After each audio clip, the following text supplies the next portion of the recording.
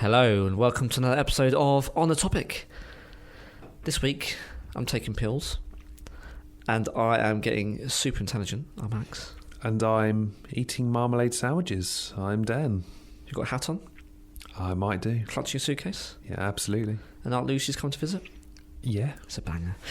This week we Man are knows. doing bangers. We're doing a volume 2 of your favourite 2010s films.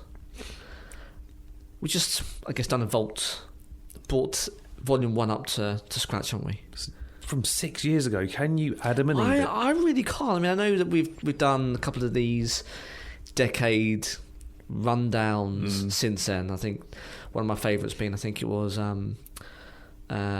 maybe Naughty's volume 2 when I was in Bali. I was passing some of the time in Bali. I know it sounds very middle class to me, but I was on holiday, very fortunate to go there, and Dan was like, yeah, we're going to record it, get back. I was like, okay, cool. And then I just went through all of Wikipedia, every single film. I was like, there's too many here to choose from.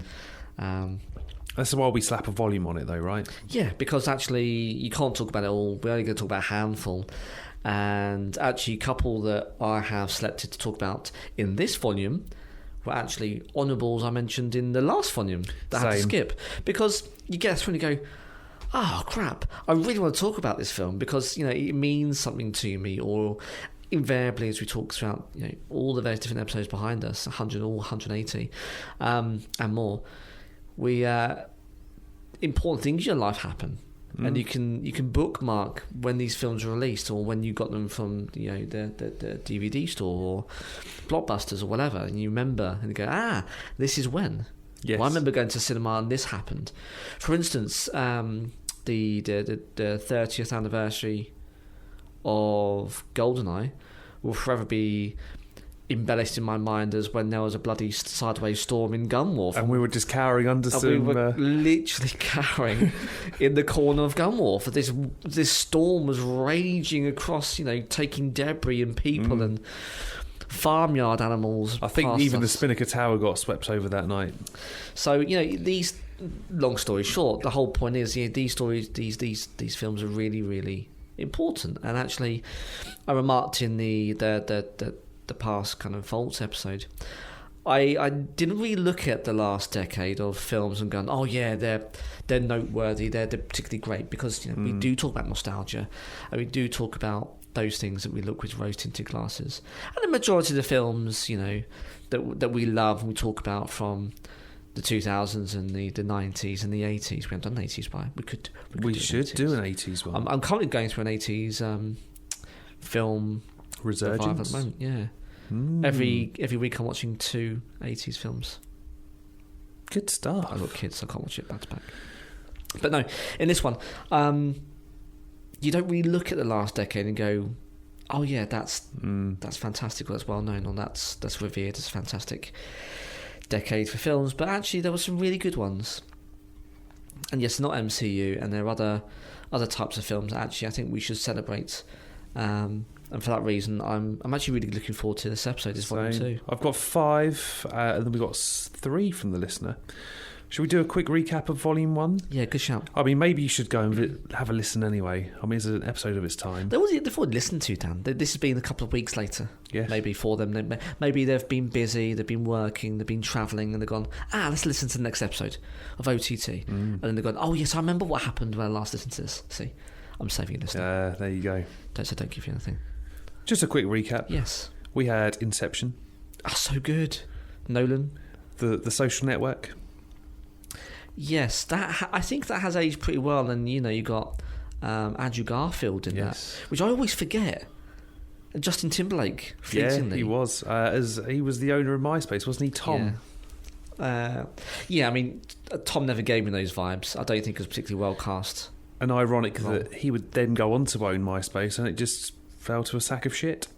Oh, he did, didn't he? Yeah, he bought it. Yeah. We had Avengers Assemble. We did. Skyfall. Yes. Captain America: The Winter Soldier. They're still one of the best MCU films, right? Yeah. I still stand by what I said in the last volume.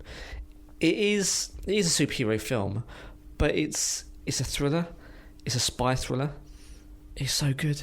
Yeah. It's so good. We had Disney Pixar's Inside Out.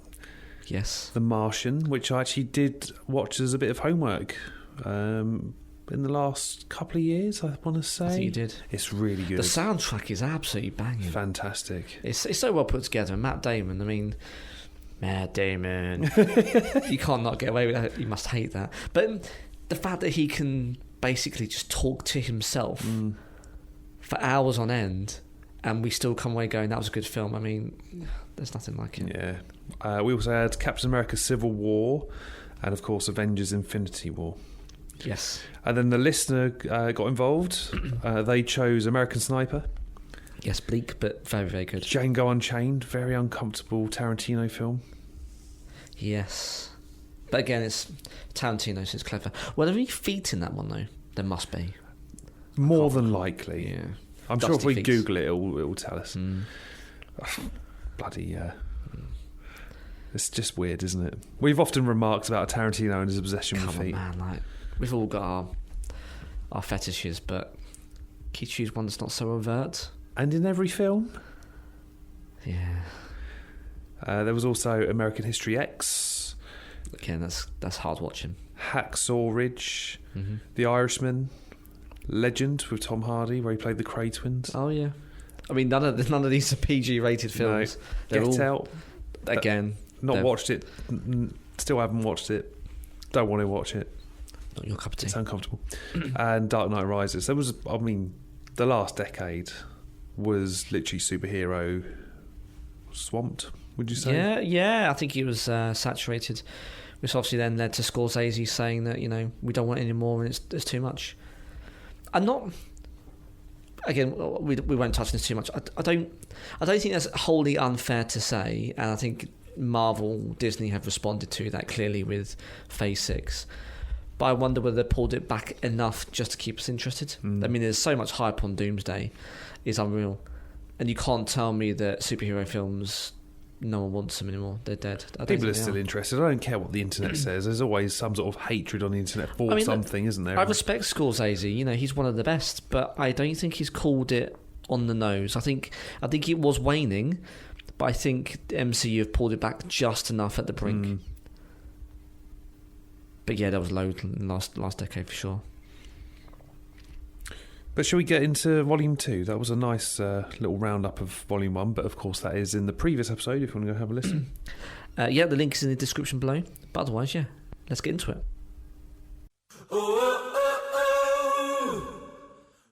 Do you kick us off? You want me to kick us off? Let's do it. Let's go to 2013, Alex. Oh, okay. Wolf of Wall Street. Oh, that's a good one. I love this film. Again, I hadn't watched it at the time of Volume 1, but I've now watched it since, and it's just chaotic, and I'm here for it. Sometimes I like a little bit of chaos. Yes, albeit, have you seen it again since? No. But I've got some fun facts which blew my mind. Okay. So as we go through this episode with each choice, I'll try and give a fun or maybe not so fun fact. Because I'm not sure I can watch it anytime soon again. It is quite bleak. Like the storyline, like how the rise and fall, but the fall, wow, he drags out the fall and he hits rock bottom, right? Yeah. And I don't know, like there's only so much my heart can deal with, but you'll talk about it, there are some fantastic scenes in that. It's just someone's life. Apparently a lot of this, if not all of it, is real. I'm like, really? Like that boat crossing? Was that real? Anyway, and not steal your thunder. Go on, tell us about it. Wolf of Wall Street is a 2013 American biographical dark comedy crime. That's a mouthful. Yeah, I guess so. Co-produced and directed by Martin Scorsese, who we've just mentioned. It is, yeah. Written by Terence Winter and based on Jordan Belfort's 2007 memoir. It loosely recounts Belfort's career as a stockbroker in New York City and how his firm, Stratton Oakmont, engaged in rampant corruption and fraud on Wall Street, leading to his downfall. Starring Leonardo DiCaprio, Jonah Hill, Margot Robbie, Matthew McConaughey, Kyle Chandler, Rob Reiner, Jon Favreau. How did we forget about him? Was he in it? He was. Oh. Albeit fleetingly, I think. Okay. And Jean Dujardin. All right. All right. I just want just an absolute iconic scene where it's at the beginning of the film and he's wet behind the ears, Jordan, and he's DiCaprio, and they're in the high-rise restaurant, and they're talking about bring out a drink every 3 minutes, and he's popping pills in between these drinks, and it just goes back to trading. I'm like, I have no doubt people operate on a level, but wow, like I struggle with one coffee, let alone all those drugs and alcohol. I mean, wow, like that's insane. I mean, I can handle about 2 or 3 pints these days. I mean, sleep in the corner, drawing. And to be honest, man ain't touching cocaine. Nah, it's not for me either. It's got a runtime of 180 minutes. The budget was only $100 million. I can imagine that. And the box office rakes in $407 million, which is sort of mind-blowing to me. You thought more? I thought it would have been more. I think it's semi-reasonable for that time. I think we're now looking at maybe an extra couple of hundred, and then again, that's the bar has been set, right, in terms of what you return. Yeah, I don't disagree. It was quite a popular film. Yeah. Has it become a cult classic, do you think? I think so. I think he's definitely up there in terms of one of DiCaprio's best. He's got quite a few films by now. And perhaps one of the more modern favourites from Scorsese, because I know he tends to do the grittier crime-esque type films, but this isn't a gangster one. This is proper gritty. Yeah. So yeah, I think it probably has aged well. On Rotten Tomatoes, it has scored 79% of 284 critics' reviews, which are positive, with an average rating of 7.8 out of 10. The consensus reads, funny, self-referential and irreverent to a fault, The Wolf of Wall Street finds Martin Scorsese and Leonardo DiCaprio at their most infectiously dynamic. 100%. I think that sums up perfectly. Do you want some fun facts? Yeah, let's do it. Real drug substitution. Actors snorted crushed vitamin B powder for scenes involving cocaine. Jonah Hill ended up with bronchitis from inhaling so much powder. Wow, I was going to say that's going to kill your sinuses, because all that snorting, I mean, even if it's not drugs, the stuff's still passing through those cavities that probably shouldn't be. Yeah. Wow. Bronchitis. Wow. Self-inflicted. Talking of Jonah Hill, he accepted a minimum SAG pay rate of $60,000. Yeah, I heard this. Do you want to take a pop at how much Leo got for his role? I mean, it was a $100 million budget, and I would wager he probably took at least half of that. 10 million. That is eye-watering. Poor Jonah. But I think he accepted it because he wanted to work with Scorsese and with Leo, and he knew that in the long run it would probably do his career the world of good. Has it though? I haven't really seen much of Jonah Hill. No, in recent years. Anyway. He's gone method recently. I don't know. I don't think it's hurt him. So I think that probably it was a good gamble, and obviously he would have learned loads with Scorsese. You know, he's a legend. And obviously Leo.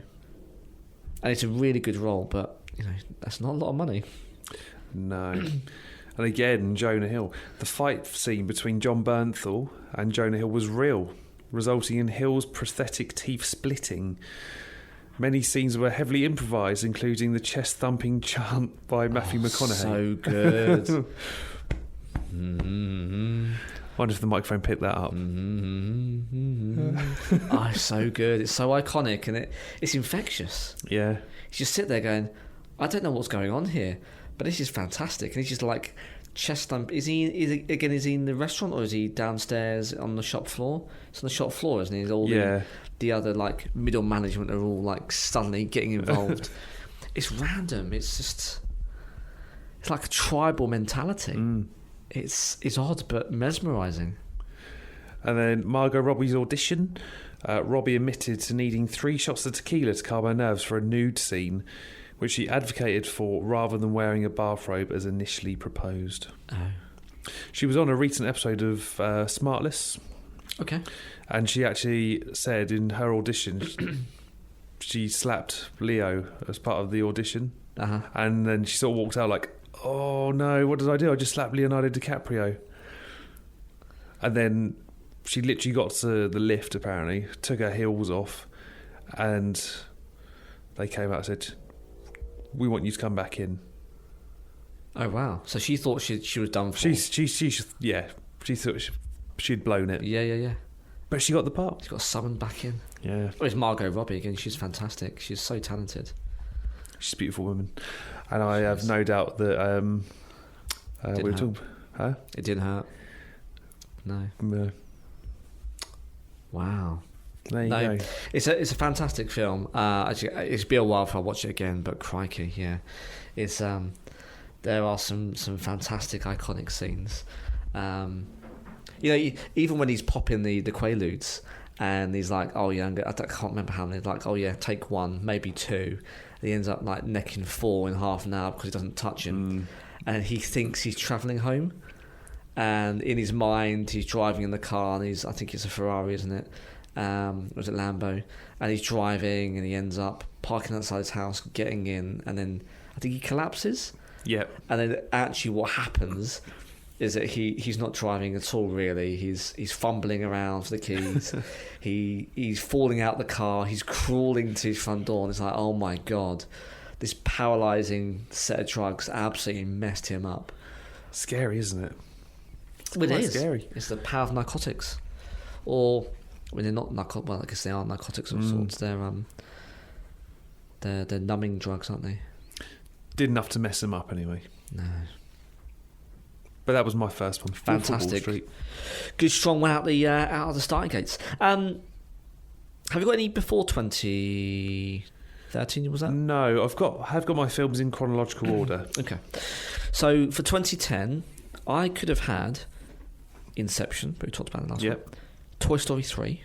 It's not bad, Toy Story 3. I think it's all right. Social Network, we talked about. Black Swan with Natalie Portman. Didn't watch that.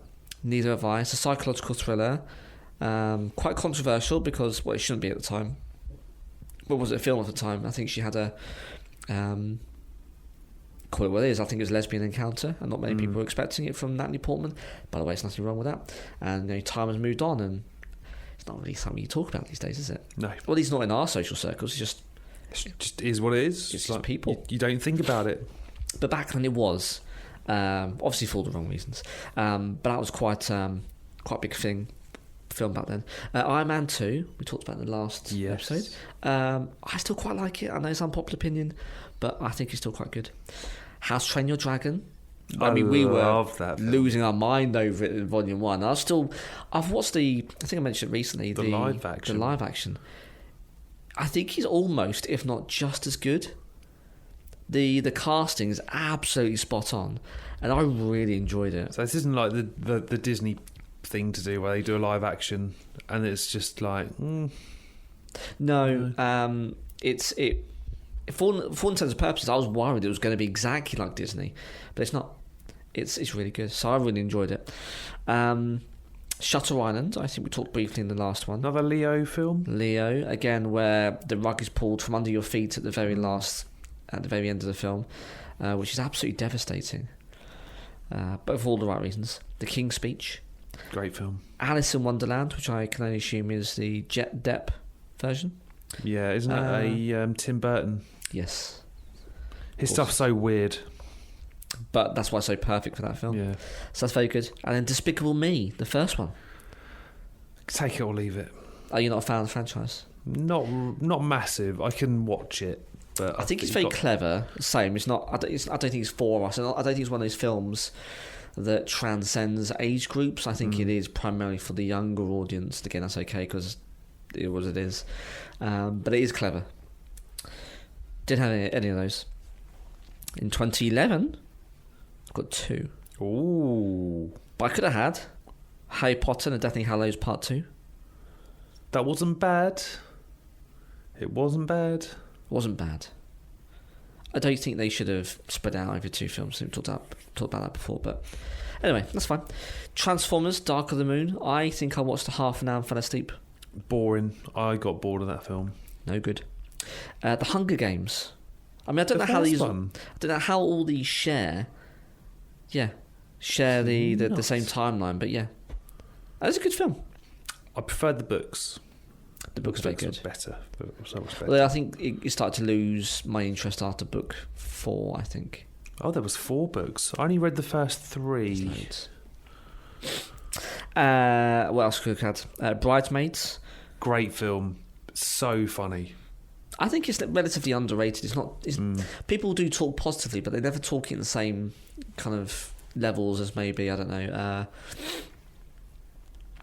Dodgeball or Wedding Crashers. Yeah, Wedding Crashers 2005. 40-Year-Old Virgin or any of those. Like, no one ever says Bridesmaids is up there, but it is really good. Yeah, agree. It's really clever. Kristen Wiig. It's all the big ones, isn't it? Yeah. Rise of the Planet of the Apes. See, I never got into Planet of the Apes. I love the originals. Scared the hell out of me. But I never really got into them. Was it Mark Wahlberg? I think it was. Set of films. That was the second one, I think. Thor, Captain America, the First Avenger, Fast 5. Fast 5 is really good, actually. But again, you've got to suspend your belief with those films. The Girl with a Dragon Tattoo. That was making waves. Daniel Craig. Yes. As a detective, I think, private investigator. Instead, from this year, and the first one I've chosen, is more pill popping. Limitless. Blue or red tablet, was it? No, I'm thinking of something different. I was thinking of Matrix. Yes, I am. No, it's an American science fiction thriller film, which actually, the more and more I realise I talk about these things, the more I realise it's probably right up my street. Directed by Neil Berger and written by Leslie Dixon. Loosely based on the 2001 novel The Dark Fields by Alan Glynn. The film stars Bradley Cooper. Oh, I have seen this. Abby Cornish. Robert De Niro, who's absolutely tantalising, so good. Andrew Howard and Anna Friel. Now, Limitless was released on the 18th of March that year, and critical reviews were mixed to positive, and the film became a box office success, grossing more than 161 million on a budget of 27. Only 27 million? Only 161 million, but that's not bad return. Now, there was a television series covering the events that took place after the film, which debuted in September 2015, running for 1 season. And again, I remarked about this because it was my honourable mention from the last episode from the one. I didn't really like the TV show. They did star, albeit very fleetingly, Eddie Mora, played by Bradley Cooper, for the continuity, but it was another character. But it wasn't the same. This is really smartly shot. And Neil Berger does a fantastic job of using, I don't want to get all like arty-farty here, but like kaleidoscopic scenes. So when he pops the pills, I'll talk about the plot in a second. When he pops the pills, there's a continuous scene where you're zooming out but zooming forwards. I can't really describe it, but it's kaleidoscopic, and he loses track of time and where he gets to and what he's doing, because the higher senses, the higher function part of his brain ends up taking him on like autopilot, and reality kind of warps around him. But it's a really difficult thing to explain. But how it's done, I've never seen done before. Never been done since, and it looks absolutely mesmerising. It's just a fantastic shot, and again, I think he nails it in terms of what they're trying to get across as Eddie consumes these mind-bending pills. But if you haven't seen the film, it is Eddie Mora, as I said. He is an unmotivated writer in New York whose girlfriend Lindy leaves him because of his lack of ambition. We've all been there, right? I don't know. I don't know. I'm just trying to relate. I'm sure someone out there is feeling some relation to it. Now, after meeting Vernon, the brother of his ex-wife, Eddie's given a sample of an experimental drug called NZT-48 that drastically enhances his brain power. Now, under its effects, Eddie gains perfect recall, processes information at extraordinary speed, and rapidly transforms his life, finishing his novel, making money through stock trading, attracting the attention of a powerful investor called Carl Van Loon, played by Robert De Niro. Now, however, Eddie also experiences mysterious time skips while on the drug and learns that many other users of NCT-48 become ill or died. Uh-oh. Yep. As his supply dwindles, he faces threats from a loan shark named Gennady and a mysterious man linked to another NCT user while struggling to manage the drug's dangerous side effects. So he kind of I don't want to spoil it too much because I really would recommend you watch this, guys, if you haven't seen it before. Hopefully it is worth a punt if it's not tends to be kind of your wheelhouse. But he's given this pouch and to look after and to try one, and I'll come back for a later type scenario. But he never comes back later, and he ends up taking these drugs. He realises it's fantastic. He's on 1 a day, then ends up becoming 2 a day because his resistance built up. He's on like 3, 4, but he ends up basically being a higher functioning drug user, but on these super intelligent pills that unlocks the potential of his brain. So I think there's a great segment where it says we only use something like 8% of our brains, and he uses 98. So like he's basically, I don't know, a superhuman for all intents and purposes.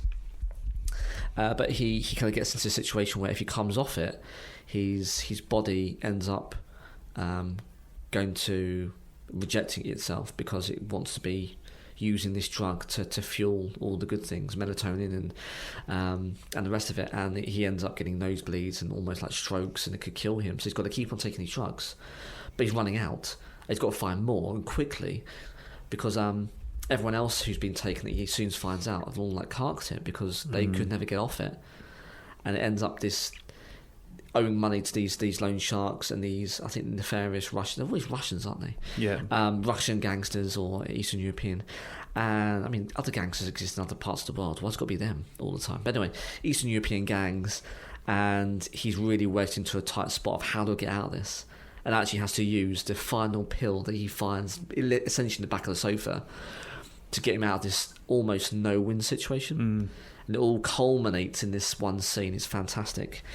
Anyway, yes, after the pills are stolen and he becomes suffering from withdrawal, Eddie's forced into a violent confrontation, as I mentioned, where someone's breaking into his apartment.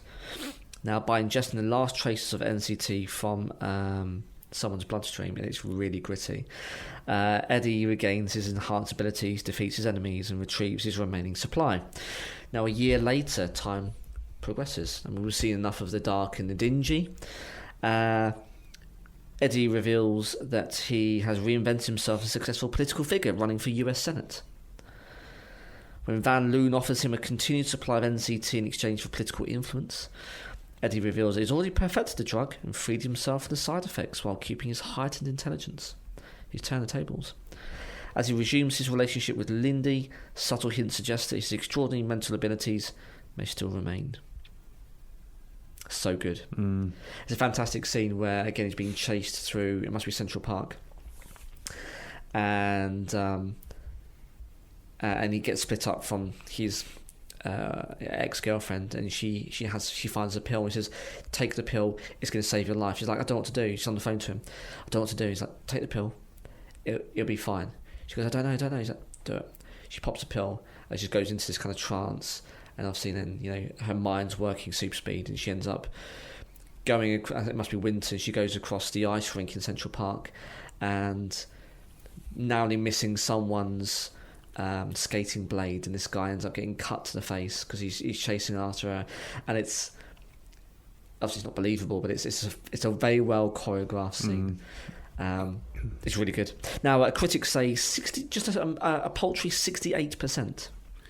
Audiences 74, which I still think is quite low. I think it was a slow burn. I think, well, as I said, it was met with mixed to positive reviews. I think, though, it is one of those almost fringe cult classic films. I would personally say more suitable is maybe 79-80%. But that's just me. But the audience in the main say 74. But I can highly recommend it. Limitless, 2011. I'll tell you, I've seen it since around that time, actually. It's been a hot minute. I think it's well worth watching it again.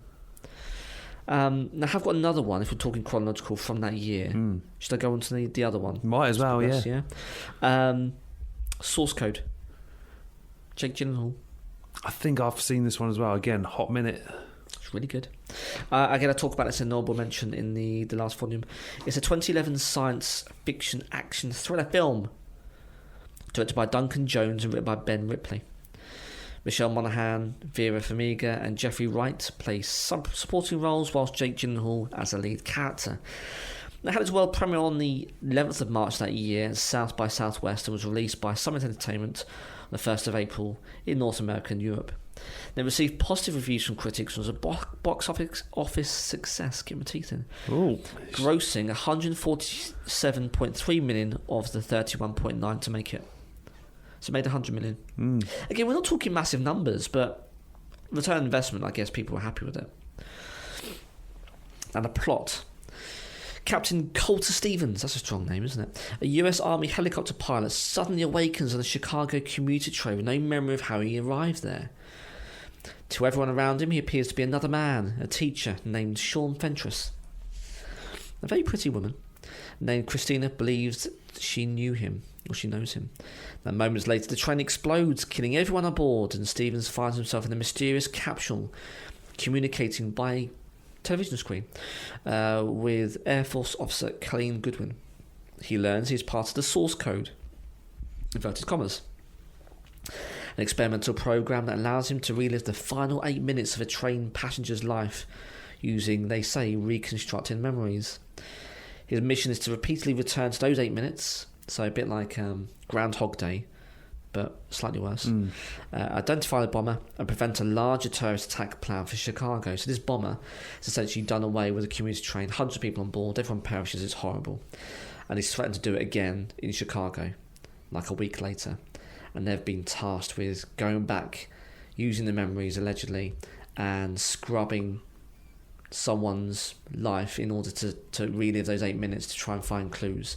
So it's a bit like a whodunit, right? Yeah. All the things we like in Knives Out. What happened? Who was it acting shiftily?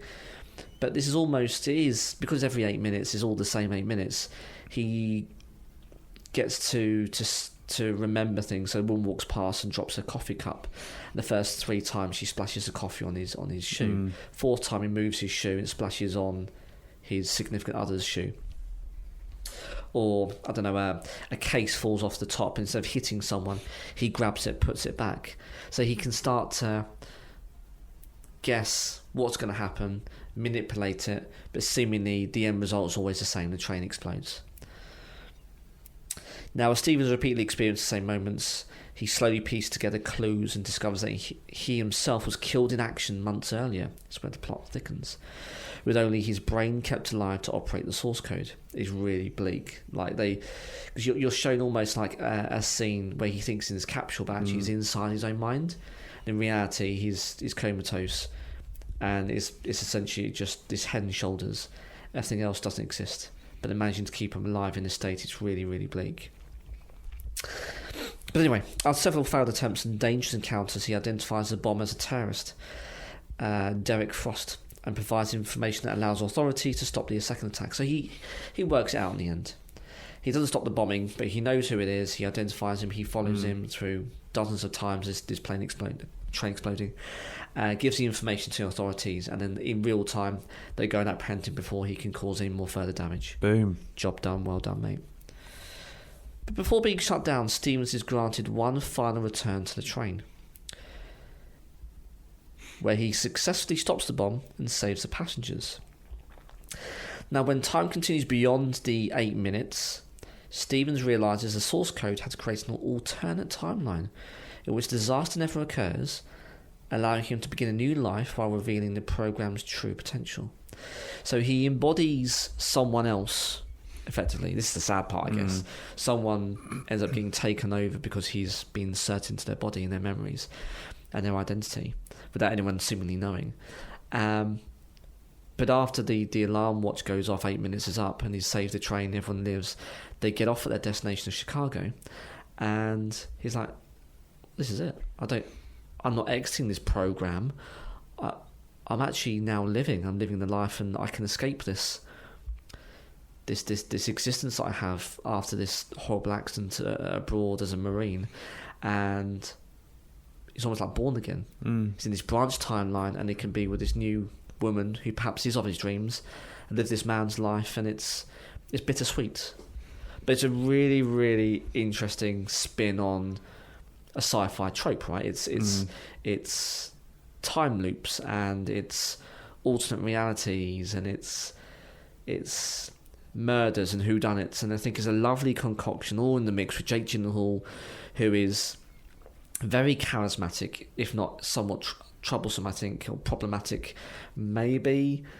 I'm not sure. I don't want to get myself into trouble, but anyway, he's not ugly. He's very easy on the eyes, and that charisma plays through in the role, and it's a fantastic film. I can highly recommend it. So yeah, that's Source Code. My second one from that year, 2011. If that is your thing, science fiction, and you haven't seen it, give it a go. It's so good, and the supporting cast are brilliant. Although they're not needed. And yeah, I'm all for it. I'll have to go back and revisit, do a bit of homework. Say, it's been a hot minute since I've watched either of those, actually. So I should have said, critics, 92%. They loved it. Boom. Audience, only 82. So this is odd that the critics actually like it more than the audience. But it's a high, on the average, a high 80s film. Sweet. Go do it. My next one is from 2014.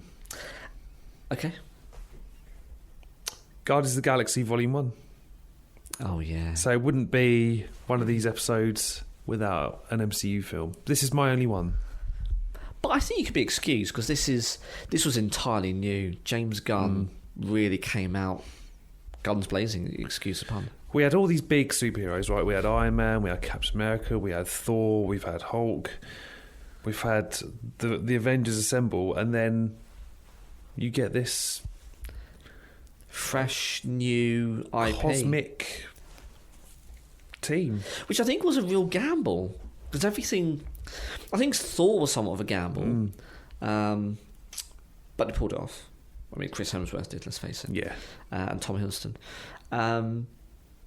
But this really was a throw of the dice. I mean, they even said they weren't sure how audiences were going to take a science fiction superhero IP. And I'm not saying that Guardians at the time wasn't well known. They were, but I'd say they were more fringe at the time than they were probably now, which is proper mainstream. They're probably more of a B-list 100%. Superhero team in the comics. Maybe even C-list at one point. Possibly.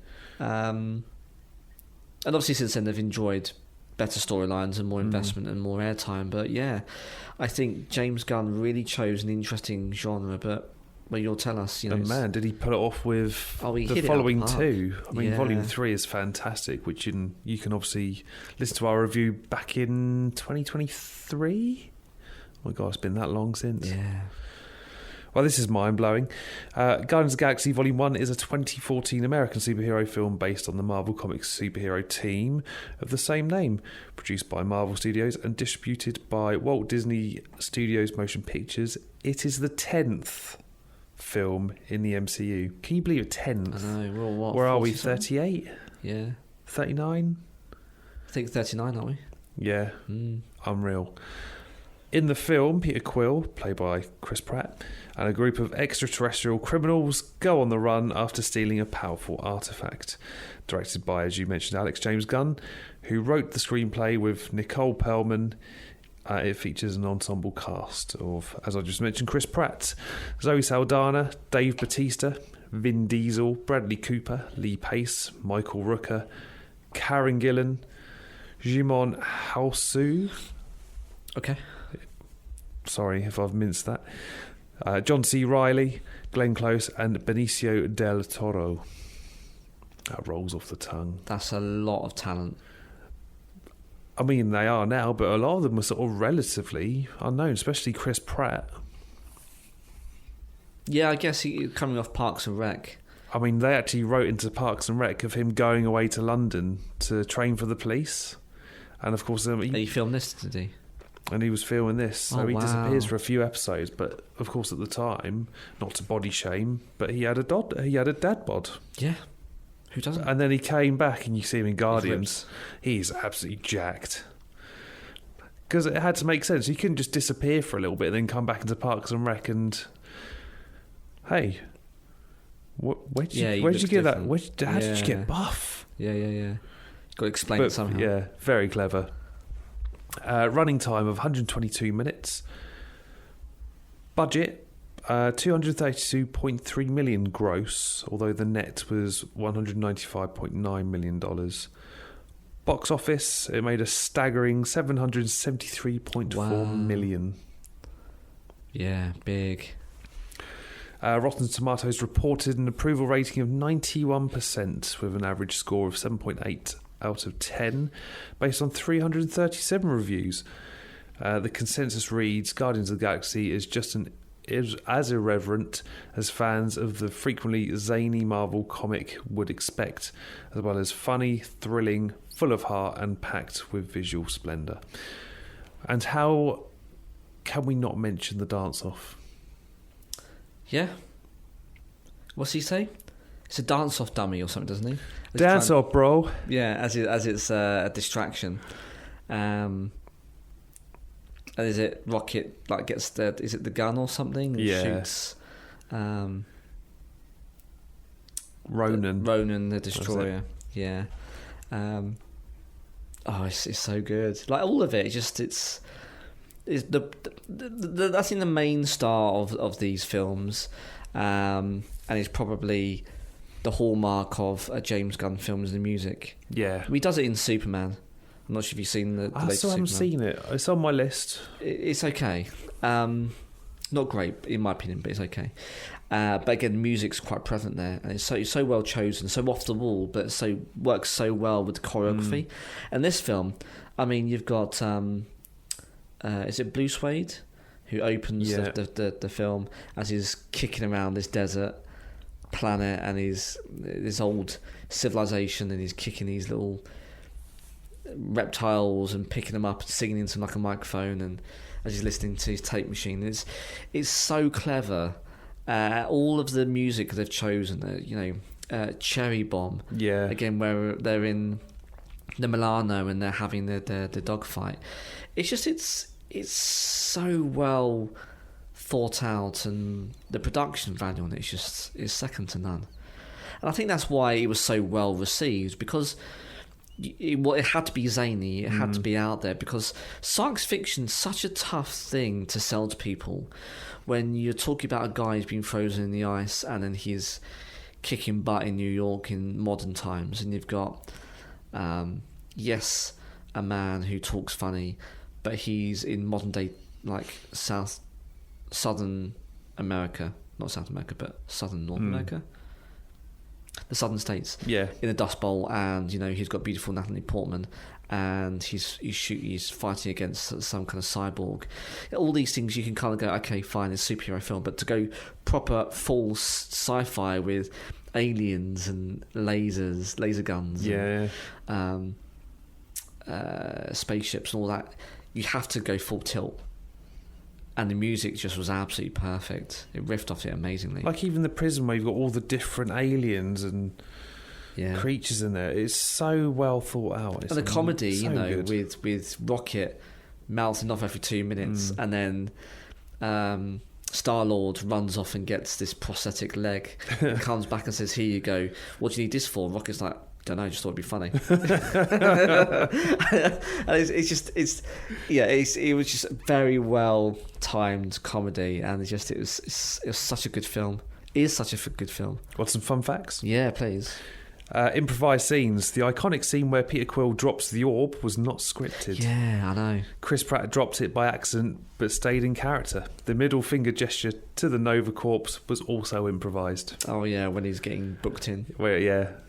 Didn't know that. I thought that was quite a fun fact. Intense makeup, Alex. The film set records for makeup, with Dave Bautista as Drax spending up to 5 hours in the makeup chair, which was later reduced to 3 hours. That's still too long. That's a long, I can understand why he was reluctant to do it any longer. Not just because he has to keep up his physique, but that's ages. He still looks really good, man. He does. Even though he's dropped a lot of the muscle, he still looks fantastic. Yeah, trim. The voice of Groot. Vin Diesel recorded I Am Groot over 1,000 times, learning his lines in 6 different languages, which included French, Mandarin, Spanish, German, Portuguese and Russian, to voice the character globally. I guess you can, though, because everyone else is learning a script. He doesn't have to. I'm not saying it's any easier to learn the words in a different language, and you have got to nail it. But you have only got to say 3 words. Yeah. I am Groot. Well, although 4, if you include We Are Groot towards the end. How's that for? We Are Groot? We Are Groot. That's it's 3 words, but it's 4 words. I'll give an extra one, yeah. Yeah, got the extra word. Mm. I say still not much to remember. Rocket's origin. Rocket was modelled after a real-life raccoon named Oreo. Oh, wow. I love Rocket. I love Rocket Raccoon, and I feel like Guardians of the Galaxy was his story. All Don't 3 disagree. volumes. Yeah. Here's a continuation throughout. But yeah, I mean, it was hard to not put this one in my notes. Guardians of the Galaxy Volume 1. Yeah. Love it. Really good choice. Well, continuing for 2012, because we haven't got any from there, I could have had The Avengers, but we talked about this last time, right? Yes. The Dark Knight Rises, which you talked about in the listeners' feedback. Exactly, yeah. That was really poor. I'm sorry. But I know what you're getting at. Skyfall, we talked about. The Hunger Games, talked about. The Hobbit: Unexpected Journey. Life of Pi. Didn't like the Hobbit series. No, I thought it was quite slow and boring. Sorry. I know that's what the books were like. Doesn't mean to say I have to like it being converted to film. No. And I agree. I watched the first 2 in the cinema. Kind of regretted the second one. Didn't watch the third one in the cinema. I watched it afterwards. Stream. Yeah. Sorry, I cut in there. No. What else could we have had, Alex? Life of Pi. Brave. Django Unchained. Brave was good. Ted. Les Miserables. Ted's amazing. Ted's very good. Thunder Buddies. Yeah. I chose Looper. Yeah, I've seen Looper. An American science fiction action thriller film, if you haven't seen it, unlike Dan. Written and directed by Rian Johnson, who now is almost a family name, and produced by Ram Bergman and James D. Stern. It stars Bruce Willis, Joseph Gordon-Levitt and Emily Blunt. Now it revolves around present-day contract killers called loopers, whose targets are sent back through time by criminal syndicates from the future. Looper was selected as the opening film of the 2012 Toronto International Film Festival and was released as in the United States on the 28th September 2012. The film received critical acclaim and was a box office success, grossing $176 million worldwide on a $30 million budget. Not a lot of money, but again, return on investment. Now, the plot, this one doesn't ring a bell, again, it's science fiction, so apologies, listener, if that's not your thing. In 2044, Joe works as a looper, an assassin for a criminal syndicate that sends victims back in time from 2074 because bodies are too difficult to dispose of in the future. Oh, I remember this one now. So yeah, it's all coming back to me. You're grabbed, someone wants to off you. So what they do is, because it gets traced back to you pretty I can't remember, like biometric or something, they send you back in time, and then someone is recruited in the past to essentially be a hitman, and you are delivered at a predetermined point and space in time. You pop up, you're offed, and then a gold bar gets deposited almost minutes later. Donk. Because they know obviously they no longer exist in the past for in the future. But then if they no longer exist, how they know to pay them, because they will never exist in the first place. But anyway, science fiction stuff. Plot loop. And therein lies a problem for Joe, because loopers do execute their targets and are paid not on gold, silver bars, but eventually must close their own loop by killing their own future selves, receiving gold as a final payment. So basically it's like a golden handshake. Now, when Joe's next target turns out to be his older self, i.e. he's run out of time. Bruce Willis was the older version, correct, wasn't he? Yeah. Old Joe, played by Willis, escapes before being killed. Oops. Old Joe reveals that a powerful figure known as a Rainmaker will one day overthrow the crime bosses and end the Looper system. And he intends to stop the future by travelling back and killing the Rainmaker as a child. Again, it's already getting a bit convoluted. As both versions of Joe pursue their goals, the younger Joe discovers that a boy named Sid, who lives on a farm with his mother Sarah, may grow up to become the Rainmaker. Now, Sid possesses extremely powerful telekinetic abilities, and old Joe believes killing him will save the future and his murdered wife. Seldom does it ever actually work out that way. However, Joe realises that if old Joe kills Sarah, Sid will grow up traumatised and become the ruthless Rainmaker, so it's almost like a self-fulfilling prophecy. To break the cycle and prevent his future, Joe sacrifices himself, which erases old Joe from existence and gives Sid a chance to grow up without the tragedy that would have shaped him into a tyrant. It's quite bleak, isn't it? Very. And it's kind of a bleak future take, crime's rampant, people are scrambling for resources, that kind of thing. But technology has moved on, and obviously this criminal underworld finds interesting ways to get around their current issue of bodies in the current time. Critics say 93%. They really liked it. I would agree with that. Audience 82. Again, the critics have got They're more weight. favourable. Yeah. But I wonder, I mean, it does get really convoluted in terms of timey-wimey stuff. I mean, it's almost on par with Tenet, which is a Nolan film. Have you seen Tenet yet? Was that the one from around COVID time? Yes. Yeah. I've not seen it, I don't think. It's good, but you do scratch your head a bit and go, okay, what have I just seen? Is that in the past, the present, or is it in the future? But I mean, it's Nolan, so you can be forgiven for that. This one's a little bit different, but they don't pull any punches. You're not given really any time to work it out. They do explain bits, but you're almost supposed to then fill in the gaps of, well, if you do this, this will happen. Well, not everyone is au fait with time travel. And actually, people disagree on what happens. So, say for instance, Dan, you go back in time to off me, but then I off you. Do you, when you come back in time to me, if you're still there or you're younger Dan, what happens to that person? Or vice versa, young Dan goes into the future and kills old Dan.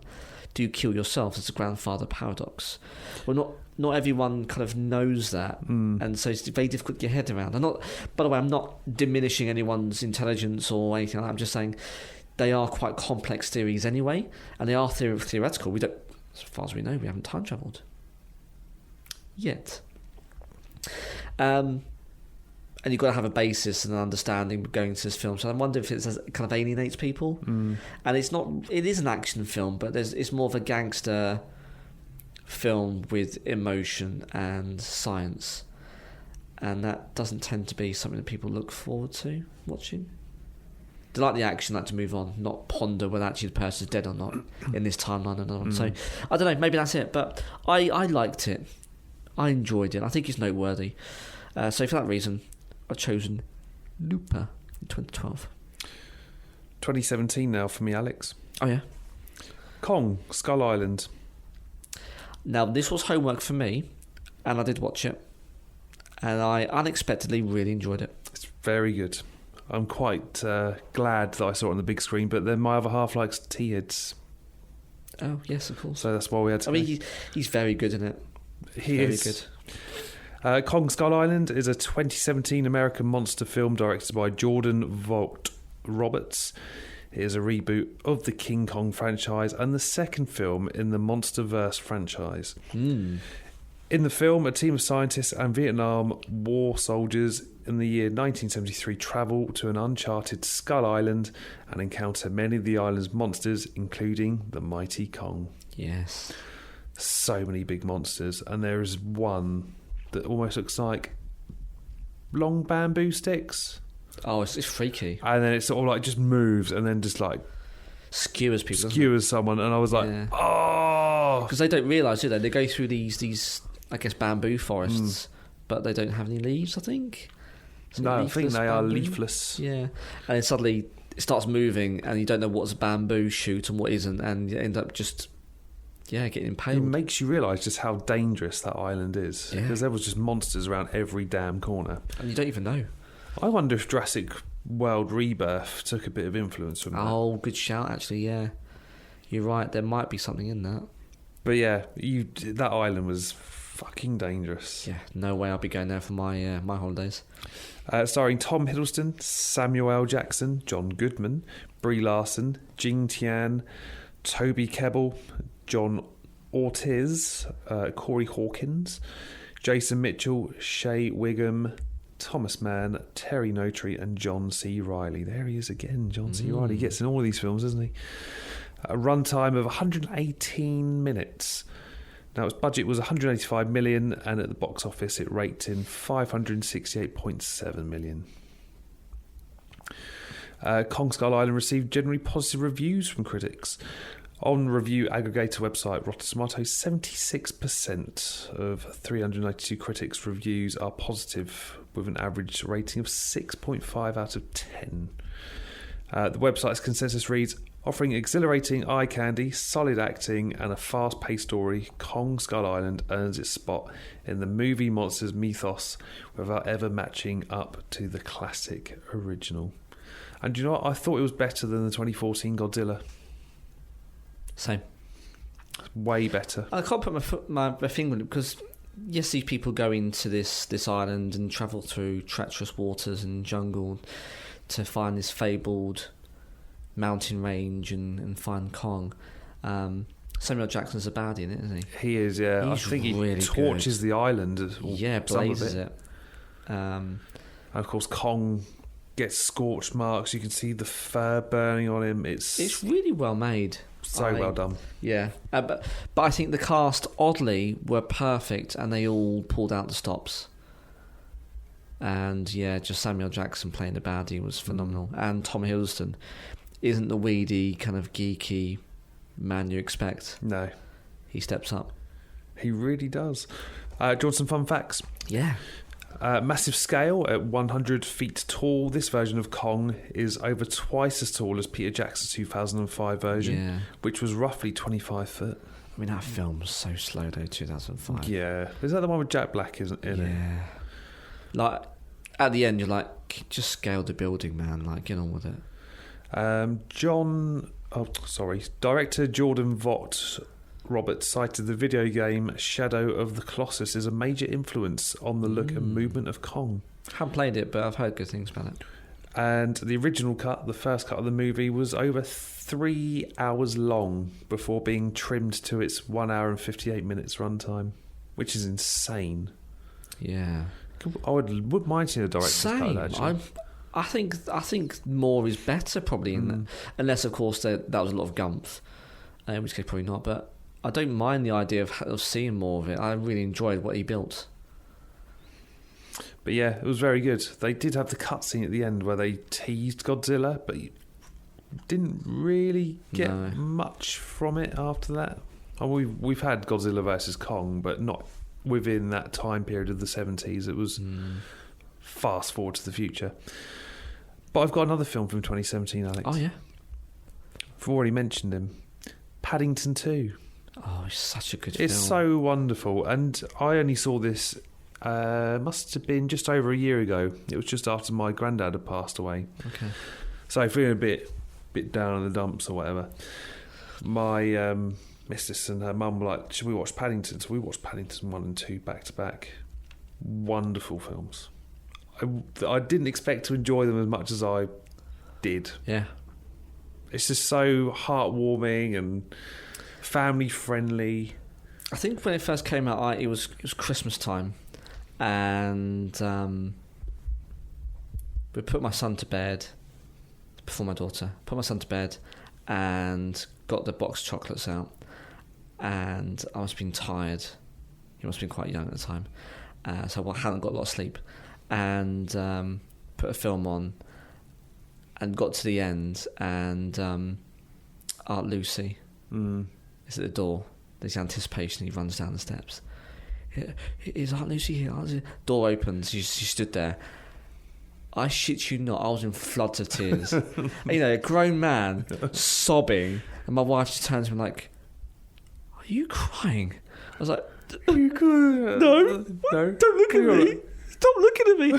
Seriously, I don't know what was wrong with me, but it got me. Like, you know, there was a chink in my armour, and I was bawling my eyes out. And I wasn't sobbing, but I was not far from it. I was like, it's such a beautiful ending. Oh my God, she's here. She's made it to London. She made it. Yeah. Such a good film. It's one of my favourites. Yeah. I preferred Paddington 2, weirdly, because we always tend to talk about sequels, and there's always you've got the V shape, right? Yes. But Paddington 2 just edges it for me over number 1. It just had more memorable moments. I agree. One of my favourite moments is where he's teaching the other prisoners to make marmalade. Yes. It's so good. It's so clever. Who's the baddie? Oh, he's played by... I can't remember now. I know who you mean, though. British guy. Yeah. For the 90s. And he's now had a stint of playing baddies. I think he's recently done a horror film last year. Was it Peter Capaldi? No. He's Mr. Curry in it. The name will come to me. Do you want me to go through the cast? Yeah. Might ring some bells. Hugh Bonneville, Sally Hawkins, Brendan Gleeson, Julie Walters, Jim Broadbent, Peter Capaldi, Hugh Grant, and Ben Whishaw. Yeah, Hugh Grant's the baddie.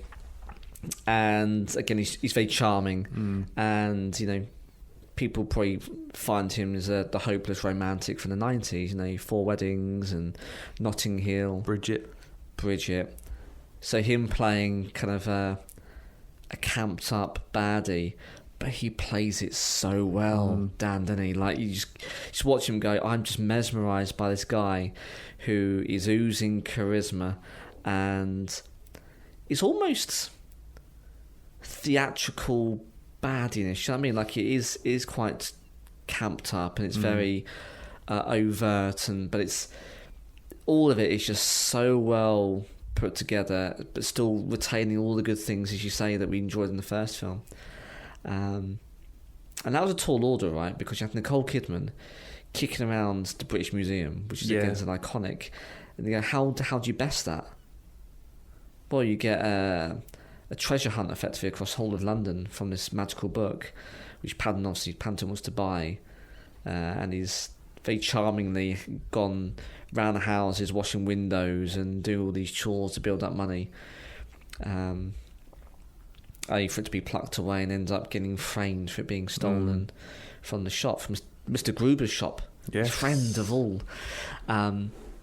It's crazy. This small, sad little bear is left wallowing in his prison cell, but he finds unlikely friends in some unruly prisoners, ends up breaking out in a hot air balloon.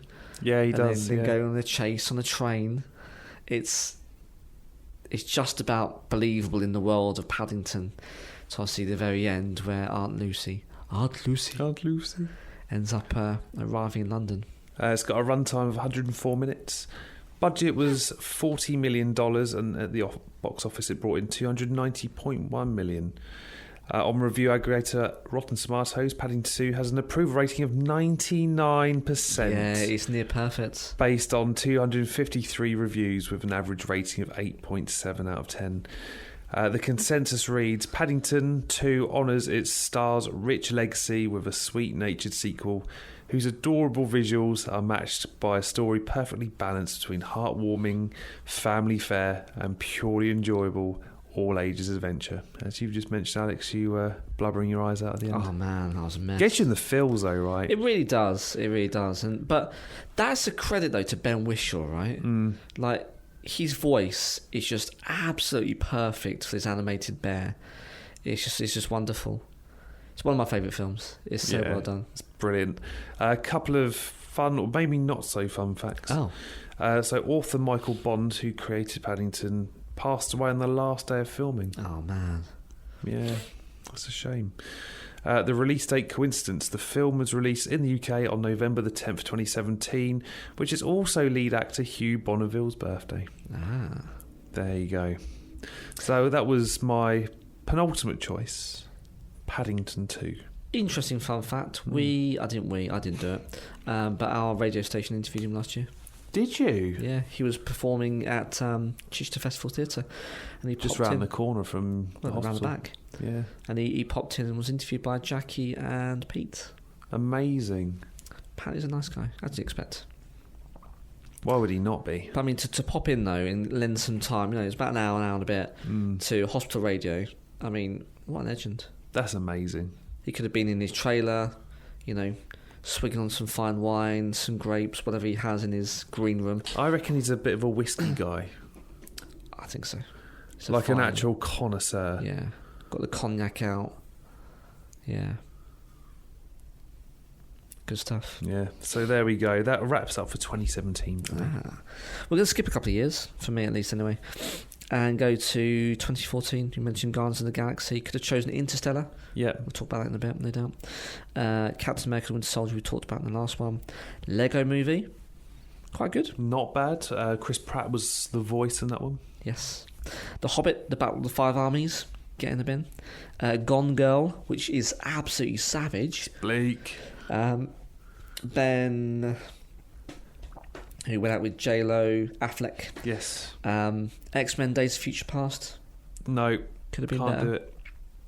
Maleficent, Whiplash, Birdman and more. But I chose instead Big Hero 6. Yes, what a shout. It is absolutely phenomenal. Now, this is one of the films where I talked about it in the last episode, and I was like, I so want to talk about this, but I want to talk about the other ones more. And I could have spoken so much about it in the last one, but I thought, no, I will save it for Volume 2 if you ever get around to it. This film, man, it's so underrated, at least in the mainstream. It's very well received. It's got a critics score of 90%. It's fantastic. Audience is 91%. I didn't realise it came out in 2014. I saw this in the cinema in early 2015. This is going to make me feel old now. We took my other half's niece, who was just 10 at the time. Right. She's just had her 21st birthday. Shit the bed. Yeah. I feel old. Yeah, I've got a couple more grey hairs coming through.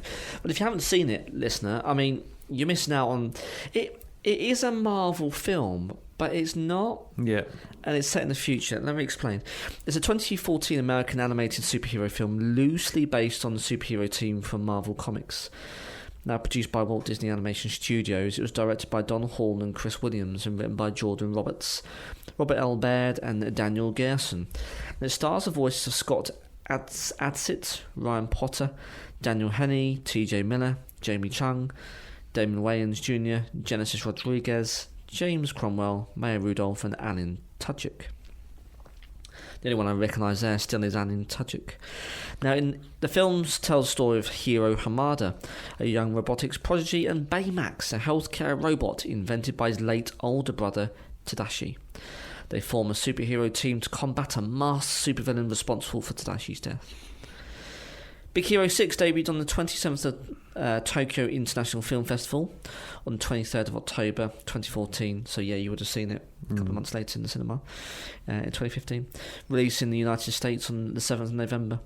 The film received positive reviews from critics and grossed $658 million, becoming the highest grossest film that year. At the 87th Academy Awards, get this, the film won Best Animated Feature. It also received 7 nominations for Annie Awards, winning 1, and a Golden Globe nomination. I mean, this film also hits you in the feels, not just once, but twice. It's really tough because, it starts off with Hiro basically swindling backstreet robot fighting, which apparently is illegal in this futuristic San Francisco, it's called, and he ends up enrolling in his brother's university. Basically it's like MIT, but in San Francisco.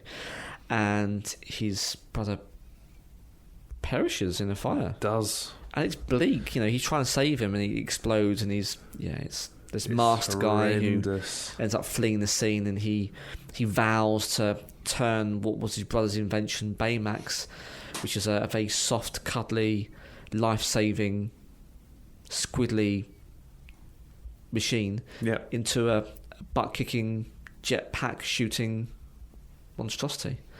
And it's all about how basically this robot teaches Hero humanity effectively, and the vengeance and the sadness and the anger he feels, and how it doesn't fulfill him, and he ends up losing his friends, which was his brother's friends. But then they end up coming around and they help him to kind of deal with the loss. And he lost his parents, so he's an orphan in this with his auntie, and his auntie's obviously finding a difficult time because her nephew's passed away. She's got this other nephew that's struggling with his emotions. Come full circle, they all band together, they've all got their own suits, they're all very intelligent people in this university in their own rights, and they find out, shock, it's the favourite lecturer who's behind it all. And he's out of control, and he ends up nearly threatening the city and the universe because this thing's sucking things into this black hole. To the end where he's sailing across this city on the back of Baymax. They're all friends. He's all repaired in the end. I won't go into too much detail about that, but yeah, you start to feel for Baymax. He's a bona fide character, not just a robot. He's got his own identity, and it's a wonderful film. It's brilliant. What a choice. It's one of my favourites. So, we haven't talked, oddly, I don't even think I mentioned it in my favourite MCU films. No. I mean, it's not really part of the MCU, is it? Or that I'm aware of. It's not, but it is a Marvel film. Yeah, it's very odd. I mean, it's the superhero team from Marvel Comics, strange. But very highly received. One of my all-time favourites. I can't recommend it enough. Yeah, animation not for everyone, but no, guys, trust me, you will not be disappointed if you haven't seen it. It's wonderful. So yes, that was one of my final ones. So this is my last one, Alex. 2019. You've already mentioned it. All right. Knives Out. Oh, so good. Knives Out is a 2019 American mystery film written and directed by Rian Johnson. The film's 11-actor ensemble cast is led by Daniel Craig as Benoit Blanc, a famed private detective who was summoned to investigate the death of a best-selling author, Christopher Plummer. Police think his death is a suicide, but Blanc suspects foul play. He knows better. And investigates to ascertain the true cause of it. Starring Daniel Craig, Chris Evans, who's absolutely fantastic as a villain in this. Yeah. I mean, you've played the good guy, Star Spangled Man, Captain America for so long, and just it's almost like you take the chains or the shackles off, and as the bad guy, you can see he's enjoying it. So wonderful. You can see he's really enjoying a different take on the character, and it's so refreshing. Got Ana de Armas, Jamie Lee Curtis, Michael Shannon, Don Johnson, Toni Collette, Lakeith Stanfield, Catherine Langford, Jaden Martell and Christopher Plummer. It's got a runtime of 125 minutes. The budget was $40 million, and the box office it brought in $312.9 million, which is surprising because it's such a brilliant film. Knives Out opened... Sorry guys, I've had a filling today. Oh. Dribbling a little bit. Yeah. Knives Out opened to widely positive reviews. By the end of 2019, it was considered one of the year's best films by the American Film Institution, National Board of Review, and the mainstream press in ranked lists. Now, Rotten Tomatoes, it holds an approval rating of 97%, based on 472 reviews, so it's no mean feat. The consensus reads, Knives Out sharpens old murder mystery tropes with a keenly assembled suspense outing that makes brilliant use of writer-director Rian Johnson's stellar ensemble. I mean, what a cast. And every single one of them comes to the party. I mean, this is probably one of those rare occasions where the film has been out a while, but we probably can't mention the obvious baddies who are behind it all, because I think that would really spoil it. I mean, Yeah. there's literally no point. It's a whodunit. But what I can say is everyone is despicable for their own reasons. And as Benoit, Daniel Craig, ends up kind of peeling the onion off this horrendous family and how they're all corrupt and self-serving and incredibly selfless, or selfish, let's say. All at the centre is this selfless, helpless woman who was this guy's carer for like a week or something, who's been left all of this inheritance.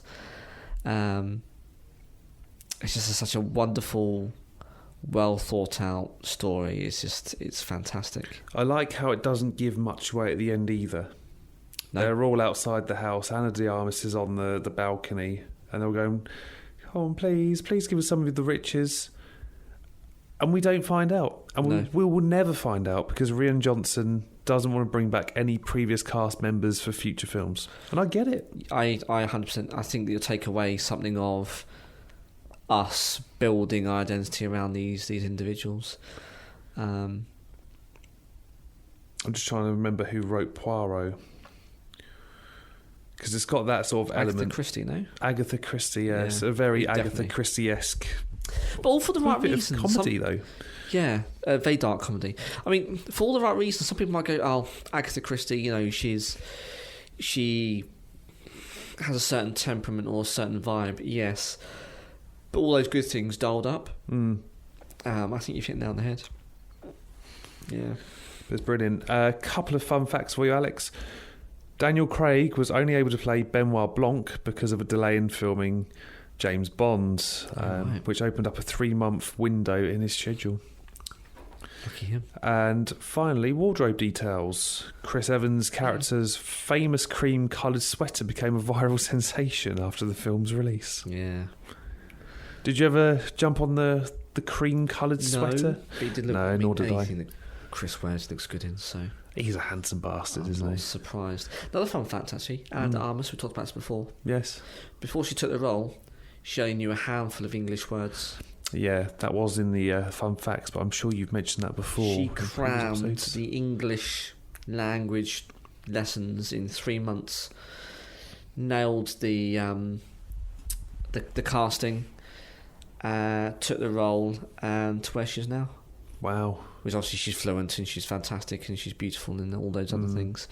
But yeah, to be able to go for a role, I think she's South American, might be wrong, but not speak any English and effectively nail the casting call, get the role, and then learn it all. She basically learnt the script whilst learning English, and some of the things that she was saying she didn't really know the meaning of, but she nailed the pronunciation. I mean, this woman's fantastic. She's Cuban.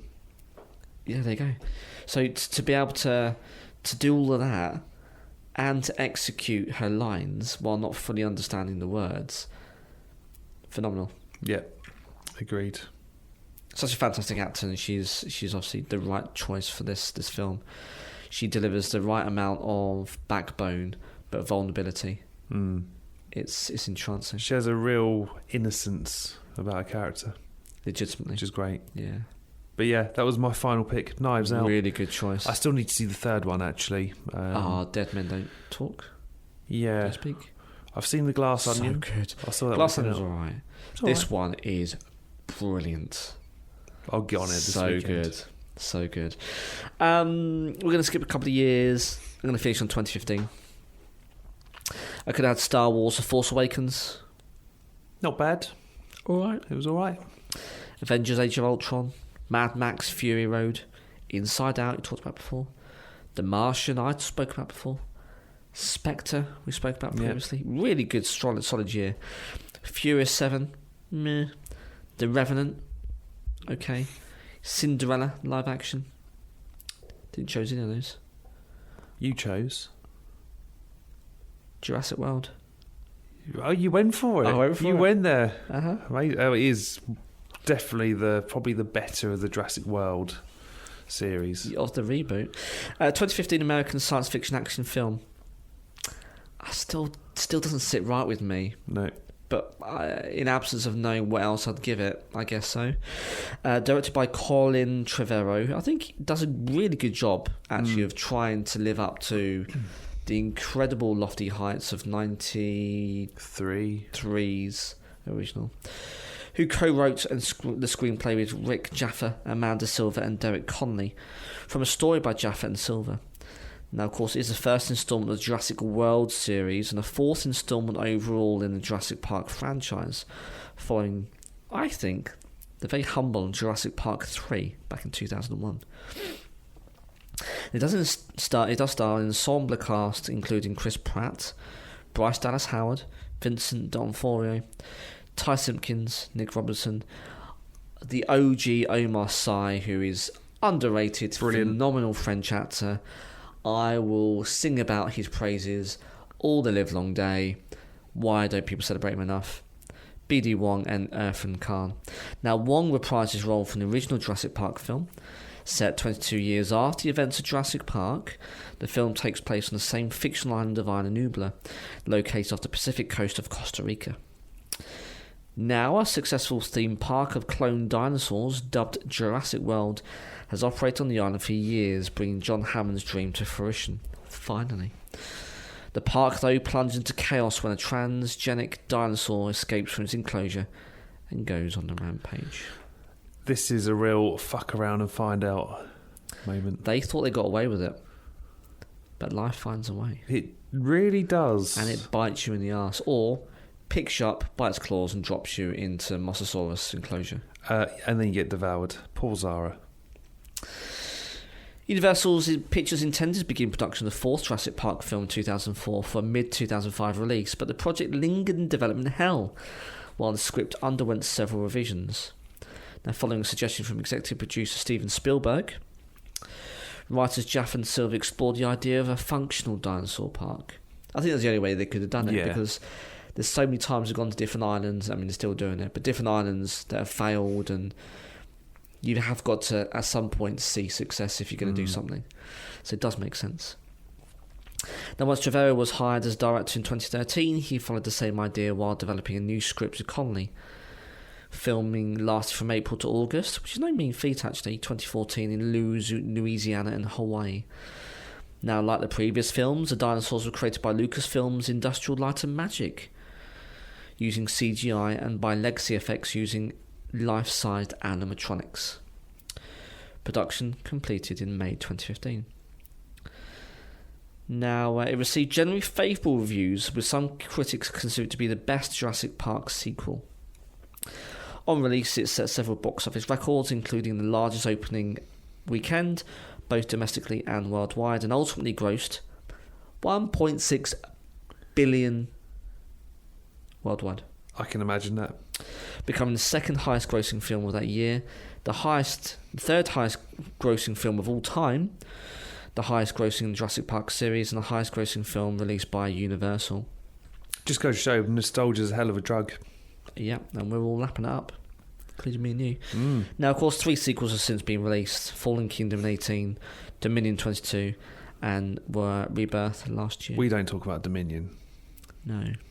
But the reason why I've chosen this, I know it's somewhat of a left field, and not because it's us, because if you know us guys, you'll know that we love Jurassic Park, but because I think it is a bit of a difficult one, because sequels are somewhat maligned. They are troublesome and problematic for different reasons, being it rushed or unlikely, or the pacing's wrong, or locusts. Yeah. But this one, I'm watching them again over and over with my son, who's finally hit the dinosaur phase. A little bit late, but fine. Everyone develops at a different time. And I'm just thankful he has. And he loves dinosaurs. Delights in showing Dan the dinosaurs when he comes around. And he loves the films. Of course, I had to skip past some of them because I think he's still too young for some of it. Call me old-fashioned, but anyway. But in the main, we watched all the films. And he does enjoy Jurassic World, and he loves the idea and the concept of actually the park opening, because it teases what could have been in Jurassic Park, but of course it never got there. because Ned Bloody Ned. decided to be too greedy and got killed Dennis by... Nedry, even. Dilophosaurus. Nedry. The second one, get in the sea. Well, they put him in a boat. And the third one, they went to a different island, didn't they? I don't think they went back to Nublar, did they? I think they did. But again, it was going back to the same old, just a lawless island where nature finds a way and there's eggs. So it's really nice to be able to go, actually, no, they did it, and this is what it's supposed to look like, and this is everything they did. And this takes place so far into the future that people are now bored of dinosaurs. Would you believe it? And they've had to make this crazy new hybrid in order to get the punters in because they need something new. Obviously, that's where things go wrong because you introduce crazy Raptor T-Rex DNA with crazy frog spawn and God knows what else. And murderous intent. And then again, it's all about then what happens when you can't control these things and there's dinosaurs picking people up and throwing them around and devouring them. And but it kind of gets your imagination going, and I think it's just so clever how you have this all-encompassing island with the shops and the stores. I mean, I love the Jurassic Evolution games. I think they're fantastic, and it plays on that kind of what if. But you actually see it play through, and the aforementioned Mosasaurus pen. You know, you got the stands that drop down. It's almost like a dolphin enclosure, but it's a Mosasaurus, and the stands descend, and you can see underneath the tank, and it splashes them as they're watching, and it's all of those things when you go to a zoo or an aquarium you enjoy, but you're looking at dinosaurs, and it's so enchanting.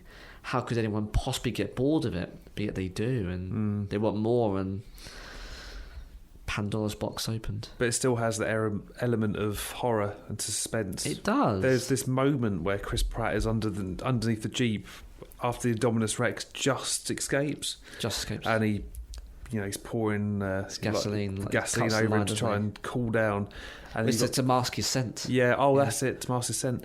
And then you got the poor chappie hiding behind a car, cowering, and he looks at Chris, and then the car just flips. He's like, boom, dead, eaten, gone in one gulp. But is Chris Pratt going to survive? I don't know. Well, he did, but yeah. But he got such iconic scenes, when the two boys are in the gyrospheres. Again, they did something different. It wasn't a Jeep or a car. They put them in a glass ball. But it's a glass ball. Hamster ball. But you are rolling amongst the dinosaurs. It's a fantastic up close. What would you do when you have things into the near future? Well, yeah, you would actually. You go around the dinosaurs that aren't going to eat you and have a look at them up close. The herbivores were what I was looking for. The herbivores, being chased by the T-Rex in the enclosed buildings and then out into the main stretch, the main avenue of the shops and the main thoroughfare, and then the Mosasaurus at the end chomping the Indominus Rex. All of those things, they have all the hallmarks and all the bookmarks of all of Jurassic Park. I really like it.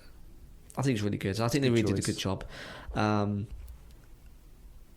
have and we will in the future debate with your lovely box of tricks, Dan, with other mics plugged in about the whole of the 6-7 films. But for now, film 4, I really enjoyed it. It's one of my favourites, and that's why it's made my final of my list of this episode. Amazing. So good. What a list. And again, it just goes back to, I really didn't think there were that many films that were noteworthy of that last decade. And boy, am I wrong. Yeah, okay, so superhero films are bread and butter, and that's probably why I've overlooked everything else that isn't, because they just took over so much. But actually, there are some fantastic, absolute bangers in there. We're talking of bangers. Should we go over to the listener? Let's do it.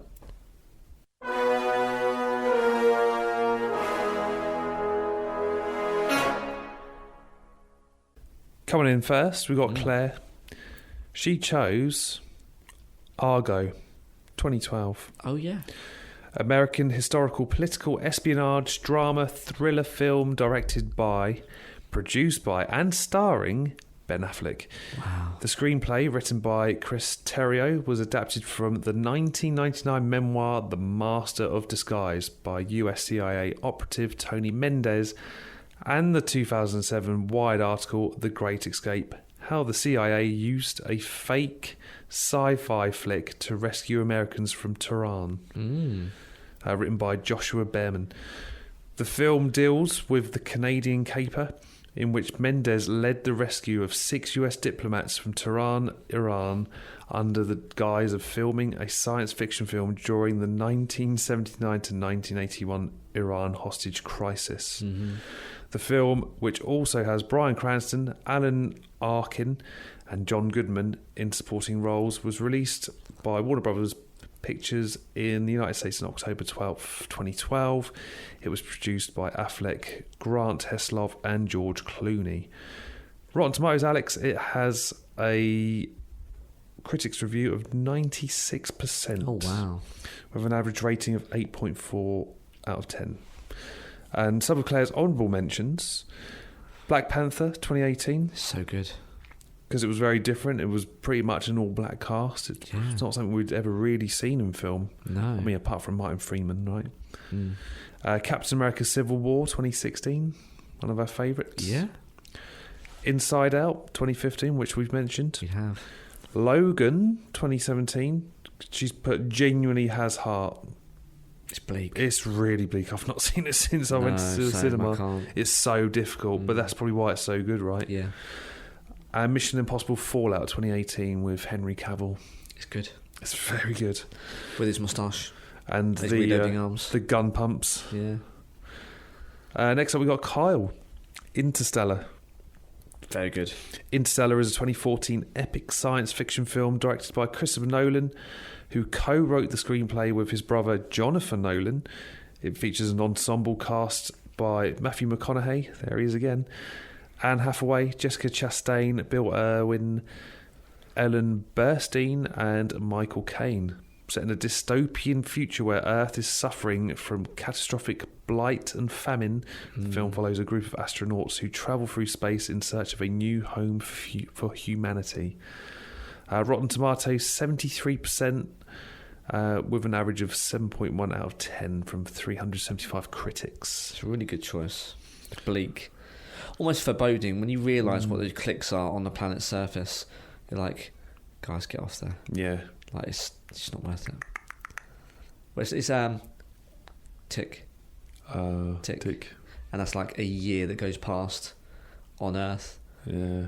And they're burning up their life on Earth. Yikes. Because they're so close to a black hole that time moves differently. Time dilation. Again, timey-wimey, science fiction, hardcore, but really clever. Nolan, it's very good. Good choice. Really good choice. And then finally we've got Dan. He says Jump Street, one of the funniest films in years. All right. I wasn't too sure which one he chose. I don't know if it was 21 or 22. So 21 Jump Street was released in 2012 and 22 Jump Street was released in 2014. But I put the synopsis for 21. 21 Jump Street is a 2012 American buddy cop action comedy film directed by Phil Lord and Christopher Miller in their live-action directorial debuts and written by Jonah Hill and Michael Bacall. The film stars Hill and Channing Tatum in the lead roles alongside Brie Larson, Dave Franco, the better of the two, Rob Riggle and Ice Cube. Is an adaptation of the 1987 to 1991 television series of the same name by Stephen J. Cannell and Patrick Hasberg. In the film, police officers Schmidt and Jenko are forced to relive high school when they are assigned to prevent the outbreak of a new synthetic drug and arrest the supplier. Rotten Tomatoes has an approval rating of 85% based on 227 reviews and an average rating of 7.2 out of 10. Fantastic. I think I saw the first one, 21 Jump Street, but I haven't seen the second. I haven't seen the second either. But apparently it's well received as well. Yeah, it's probably going to be one of those films that gets a cult following, without a doubt. Yeah. We might be looking back on this in the 2030s going, do you remember that? Yeah. Do Cult Classics Volume 12. We've got plenty of content to get through, without a doubt. We do. And maybe some more volume 2s, 3s, 4s. Who knows? We do what we want here on the topic. By the seat of our pants. But equally, you can also suggest episodes for us to do, because generally the best episodes come from the listeners, as you've always mentioned, Alex. Yeah. So in mind, how can they get in contact with us? They've got a recommendation down. We are on Facebook, Twitter, Instagram, Threads and Blue Sky, all at On The Topic Pod. And then we've got Gmail, which is onthetopicpodcast@gmail.com. Is there usually another one? Do I usually say something else? Blue Sky? Blue Sky. Did I say Blue Sky? That's the same. But yes, we've got YouTube and WordPress, Alex. We do. It's on topicpodcast.wordpress.com. Go see our ugly mugs, our bios. We've got our full back catalogue. So if you don't have a podcast player of a preference, you can stream any of our OTT volumes to your heart's content from there. We have also got some bonus content, so sometimes we do sprinkle the odd extension to the audio, which is the written form. So go have a peruse and have a look around. Then on YouTube, is that OTT GITS? All you've got to do is search for On The Topic Podcast Max Dan. The reason why you should probably go and visit YouTube is because, I mean, you can pop it in the background when you're doing your cooking or your chores or perhaps doing a light piece of work. But I have curated all of our episodes into playlists. So if you're like, well, actually, I like all of the roundups of the movie eras, got one for you. It's all there. 90s, noughties, last decade. I like all the MCU stuff. Got you covered there too. How about Christmas? Got that. Halloween? Yep. Oh. I've got Left Field, Rabbit Hole. You name it, I've got it. Film reviews, on the goes, is all there. So if you like a particular genre, have a look at our playlists. They are curated and are there for your viewing pleasure. We're going to be quite busy in March/early April, but that's fine. We've got you covered. Coming up next, Alex, we're going to review Alex Melton's new album, which at the time of recording was out 2 weeks ago. Well, no, it's out tomorrow. But when this episode drops, it's going to be 2 weeks ago. But anyway. Yeah, because at the minute there's only 4 songs, I think, which I've been playing on loop. Yeah. I mean, so far, so good. Yeah. So I'm looking forward to that. So that'll be out on Friday the 27th. Yep. Friday the 3rd of April, 90s Volume 1 and 2 collection. You're going to amalgamate the 2 episodes together and throw that out there. Friday the 11th.